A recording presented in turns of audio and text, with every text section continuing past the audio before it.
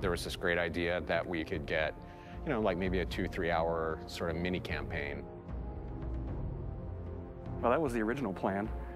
Not quite what happened, but since we pretty much ended up making a full game. The game gets more and more ambitious, and then next thing you know, it's not like anything you've worked on before.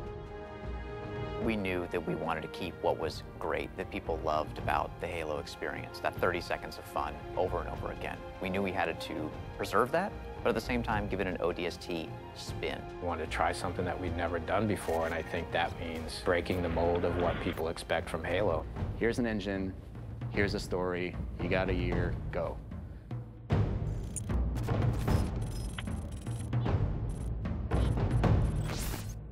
One of the great challenges that we had with ODST was, since we didn't want to be traveling all across the universe in this gigantic space opera, we wanted to really focus on one place. The hub was the single most technical thing that we've ever accomplished in the Halo engine. There was a lot of work done to try to come up with smart ways that we could build the city. It's definitely the biggest environment that we've made in any Halo game. We spent a lot of time trying to figure out how can we maximize the space without freaking out all the artists, and I think we figured out how to maximize the space really well. I don't think we ever figured out that second part too well. We want the player to have this open, visceral, you're in the city experience. We started experimenting with playing with elevation, playing with building shapes. It's a city that you actually completely walk through.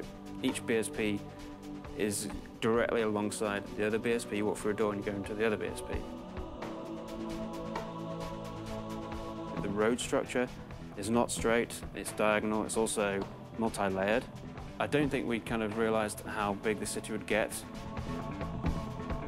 We basically had to build very specific tech that would give the AI the right type of behavior.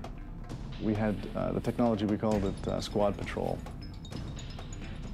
No matter where you were inside the hub, there would always be a certain amount of noise, a certain amount of enemy presence there that we could ratchet up and ratchet down depending on what we needed it to do. We need to have this dark, moody city without making it unplayable. I wanted to get a feeling of rain at night in an abandoned city. I would still like to score the emotions and mood that we want the player to feel when they're playing the game. We want people to explore the city. We want people to find this, this kind of hidden little sub-story. What if the phones rang? You're alone, you're in the city, you're trying to unravel a mystery. That's the feeling you have every time you're the rookie. What's fun about being an ODST? How's he different than the Master Chief? What kind of problems does he face versus the Chief? If they're not the walking tank, they really have to pick up weapons that they're going to use. There were things that we added. The silenced submachine gun and the silenced pistol are absolutely the best tools for the job. Something the ODSTs have that Spartans actually don't. Silenced weapons at night, they feel cool, they look awesome, they're really sweet to use. In real life, silenced weapons don't have a whole lot of sound. So we had to kind of Hollywood them up a little bit, kind of make it so that they sounded like they were silenced and supposed to be silenced, but yet still powerful and fun to fight with. In a lot of ways, it feels like Halo 1, because it's back to single wielding. Dual wielding. Paul doesn't like dual wielding, so we cut it.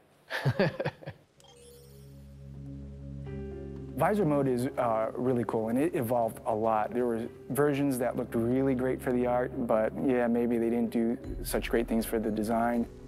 It affected how we lit something. We'd make this building, and it looked great, and we thought it was fine. And you turn on the visor mode, and you realize that's really just a square. But it also has the advantage of really showcasing the depth of our scenes put on visor mode, and then the whole environment reveals its secrets to you.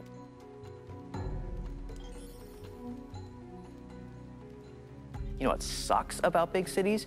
You can get lost really quick. And that's where we came up with ideas for the Visor database, where you have a great map of the city that not only shows you where you are, but allows you to choose where you want to go.